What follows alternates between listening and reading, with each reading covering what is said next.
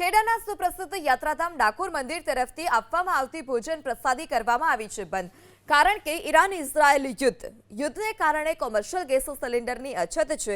સરળતાથી gas cylinder નથી મળી રહ્યા, જેને લીધે ડાકોર ટેમ્પલ કમિટીએ આપી માહિતી કે શનિવાર અને રવિવારે અહીં 2000 કરતાં વધારે ભક્તો ભોજનશાળામાં નિઃશુલ્ક ભોજન પ્રસાદી આરોગે છે. બાકીના દિવસોમાં આ સંખ્યા 1000 આસપાસ હોય છે.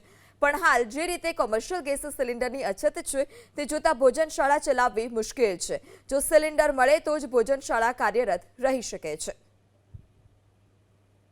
ત્યારે કોમર્શિયલ ગેસ સિલિન્ડરની અછતને કારણે નિર્ણય લેવામાં આવ્યો છે, કારણ કે શનિવાર અને રવિવારના દિવસે ભક્તો મોટી સંખ્યામાં ત્યાં પહોંચતા હોય છે અને જે ભોજન પ્રસાદી છે તેનો લાભ લેતા હોય છે. દરરોજ ત્યાં 1000 આસપાસ લોકો ત્યાં પ્રસાદીનો ત્યાં લાભ લેતા હોય છે, જ્યારે શનિવાર અને રવિવારે 2000 આસપાસ લોકો ત્યાં ભોજન માટે આવતા હોય છે. ત્યારે ગેસ સિલિન્ડરની અછતને કારણે આ નિર્ણય લેવામાં આવ્યો છે.